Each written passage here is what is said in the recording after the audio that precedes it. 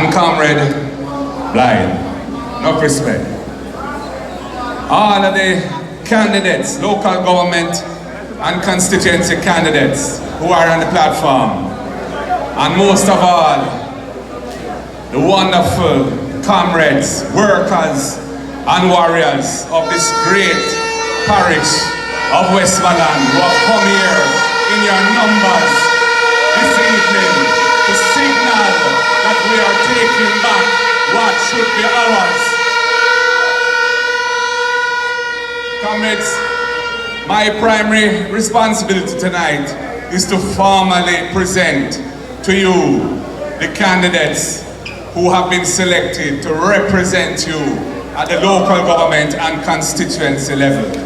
And I will do that in due course. But first of all, I want to say to you, time come, and it's coming now, and we're ready to take on what is coming.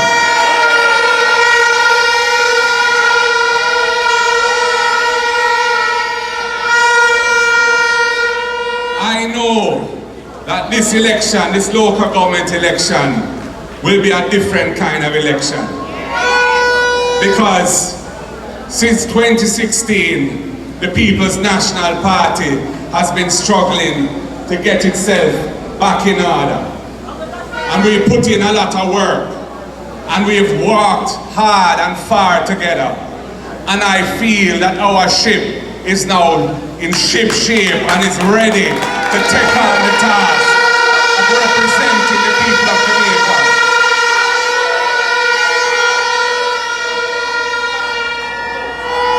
I am proud of the candidates that we have encouraged and who have stepped up to the plate to represent the People's National Party and to represent the people.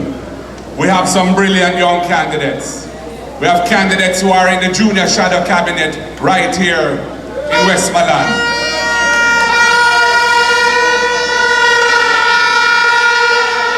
We have candidates who are in the shadow cabinet, and when we take back government, we'll be ministers in that government. The next PNP government.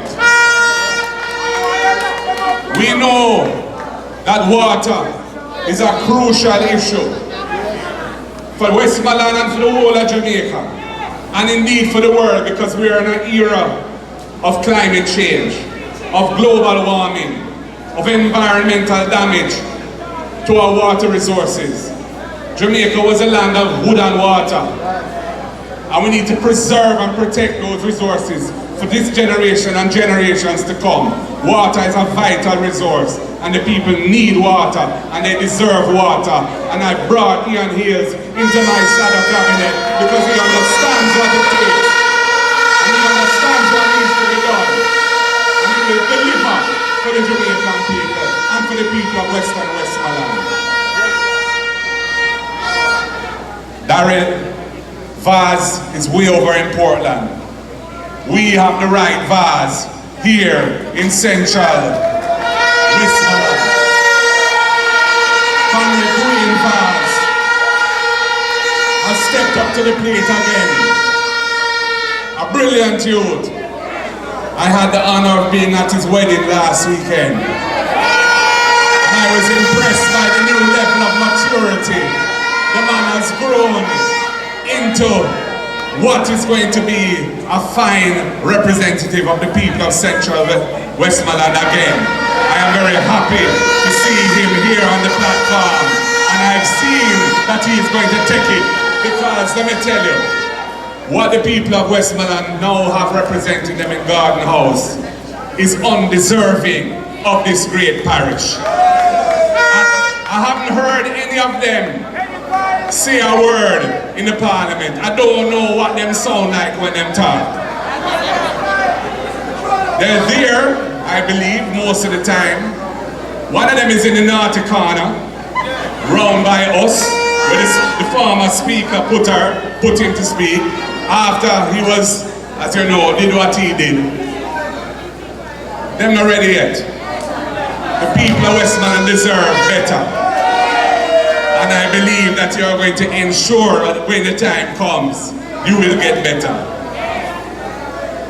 The General Secretary of the party has come to Eastern Westmoreland. He's a hard worker. He's a brilliant mind. He comes from rural Jamaica and he understands the importance of agriculture, fisheries and rural development. I look forward to seeing him perform in that role because we need to transform the Jamaican economy to one of resilience, one that is properly diversified and one that can create wealth for the people of the country, and agriculture and rural development are fundamental to achieving that. The People's National Party has understood that from day one. Norman Washington Manley was a Minister of Agriculture in his first government. And we continue that tradition. And I see agriculture as a vital way of moving us forward. Because they talk about prosperity, but we're not seeing it. What we're seeing is cost of living crisis. People finding it hard to survive. Workers struggling. Workers not being treated like they deserve to be treated. And we must be the change that delivers for the people of the country. We are not here because we want a particular position. We are not here because we feel politics is fun. We are here to serve the people. We are here to put in the necessary policies and programs to uplift the masses of the people, to uplift the ordinary Jamaican people, and to make sure that Jamaica has a better future, brighter future for those who are here now and those who are the generations to come. But comrades, what is fundamental to all of that is good governance. We have reached a stage in Jamaica where we have a government that has a track record of corruption, serious corruption. There have been more scandals affecting the Jamaica Labour Party government since 2016 than ever has been seen in the political history of Jamaica. We designed an integrity commission. We brought that legislation to Parliament. We brought it before a joint select committee to make sure it was fit for purpose. It has prosecutorial powers. It has the ability to share information with law enforcement and the tax department. Every turn you turn, they are trying to pull it down. They are criticizing it. They want to take away this power that it has. They want to take away that power that it has. And when we check our staff, the Integrity Commission has said there are 6 members of Parliament who are under investigation for illicit enrichment. Prime Minister, I have called on the Jamaica Labour Party to tell the people who are those persons. Who are these people in the Parliament who are under investigation for the serious crime of illicit enrichment? Silence. They put a gag order on their own cabinet, forbidding them to talk about Integrity Commission issues. They have something to hide, clearly.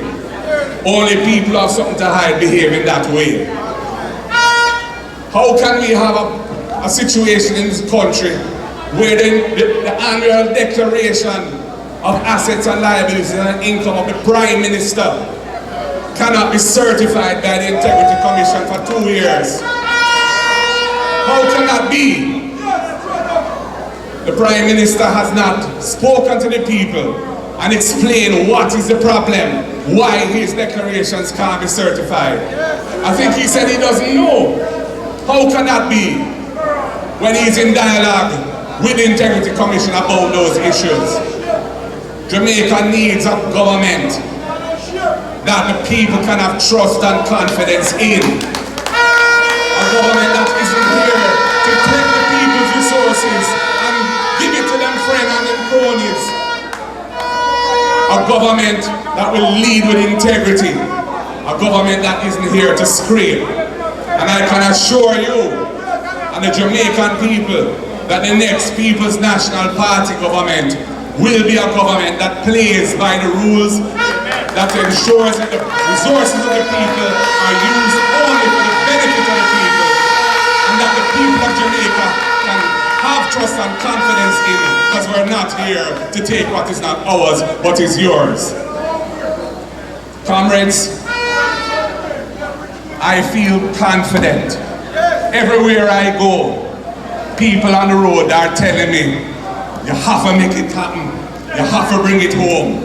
And I'm saying, all of us have a responsibility to our country, to our families, to our communities, to make sure that Jamaica comes off of this path of a downward spiral of hopelessness and despair, whether it be crime and violence, where this government has been an abject failure, where they've abrogated the rights of the people year after year with states of emergency as a policing tool, and they're not getting the results. Murders are significantly higher every year under the Labour Party government than they were under the last PNP administration. We didn't do it by using states of emergency, by zozos, by curfews, by taking away the rights of the people. We did it by the Peace Management Initiative. We did it by Unite for Change, by going into the communities and empowering community leaders to help manage situations on the ground so they don't spiral out of control, by mobilizing all right-thinking organizations to support community development and to give people who are presently marginalized and excluded from society, give them a chance to come back into the center of society and move their lives forward. We need a training system in the country that trains our people to deal with the modern technology and the economy that is evolving in the 21st century. We must have a proper public-private partnership that will be relevant to the needs of the economy so that our youths can get work and get well-paying work. We need a labor system that respects the rights of workers and the rights that have been fought for over the years, in particular in the 1970s under Michael Joshua Manley. We need a primary school system that is first-class, world-beating primary school system. We can't have a situation where over 30% of our primary school children graduate and they can't read and write. Nothing can go so. Jamaica can't develop like that. And I don't hear anything from this government to solve that problem. That will be priority number one of the next PNP government, because the future of our country depends on solving that issue, whether it be crime, whether it be productivity, whether it be wealth creation. So comrades, believe you me, the work that we are about is serious work. The country is depending on us. The country wants hope for a better future. They want a country that looks after the people who need to be looked after, where the people running the country care for the people and are not just about feathering the nests of themselves and their friends. It's a serious thing, and we know it's not going to come easy, because they love what the situation that they've created for themselves. But do not be sidetracked. Do not be confused. Do not be in any way afraid or perturbed about doing the right thing.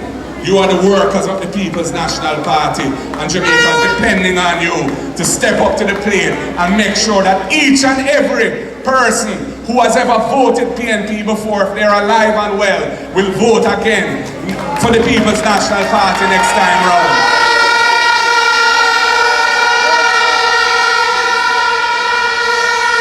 Voted before, a good amount of them have only come into adulthood knowing this Labour Party government, and they don't like what they see. They don't like the Clark's business and the Brogard business because it hasn't given them anything. And they want a Jamaica where there's a brighter future for the youth of this country, and we intend to give them that. So we're going to get a good support from them, and the polls show it too. And I'm very pleased to see that the young people of Jamaica are coming back to the People's National Party. Substance over hype.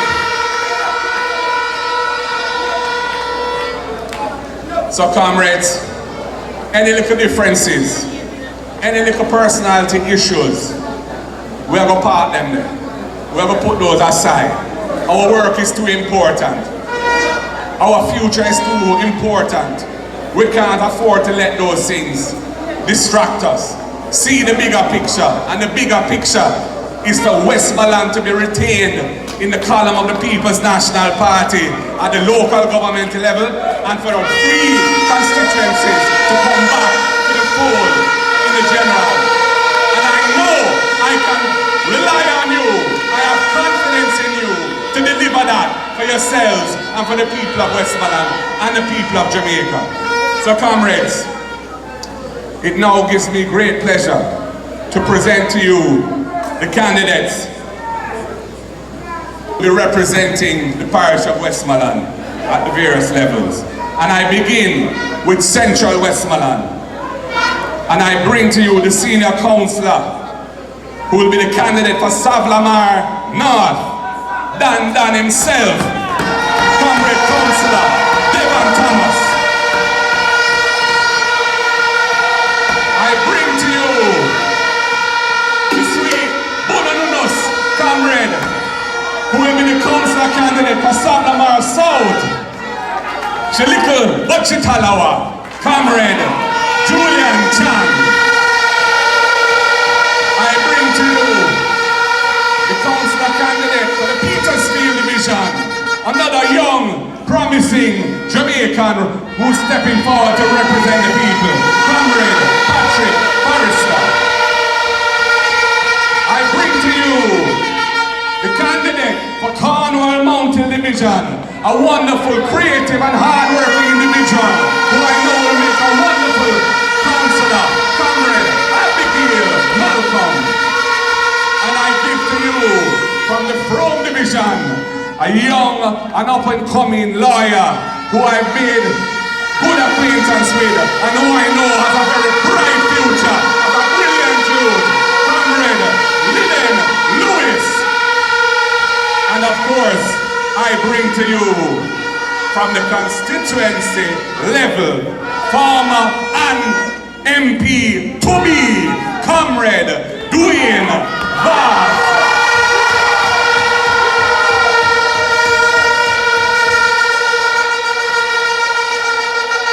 Comrades, I move to the great constituency of Western Westmoreland.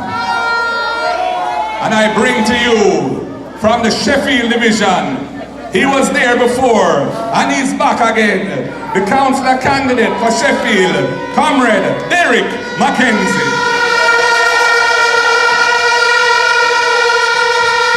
I bring to you from the Negril Division, councillor candidate, comrade Artel Colley.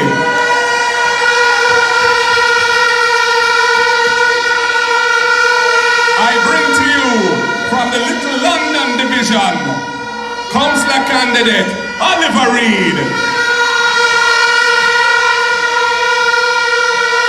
And I bring to you a new wind of change in the Grange Hill Division. It's breezy round here, comrade Warren Littleton. And I bring to you my brethren, Vice President of the People's National Party, comrade Ian Hale, as the constituency candidate for the great constituency of Western Westmoreland. I move to Eastern Westmoreland. And beginning with Betheltown, I bring to you your councillor and your existing councillor and your councillor to be, comrade councillor Danry Delancey.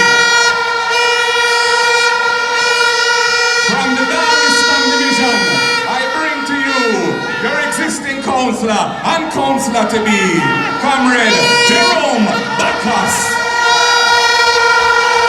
White House Division, I bring to you councillor candidate, comrade Michael Jackson.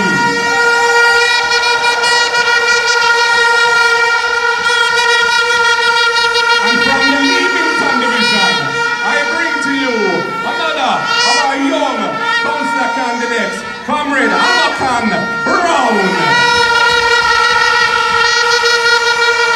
And last, but by no means least, I bring to you my comrade and friend, a true warrior for the people, a true warrior of the People's National Party, but a man whose heart is full of love. I bring to you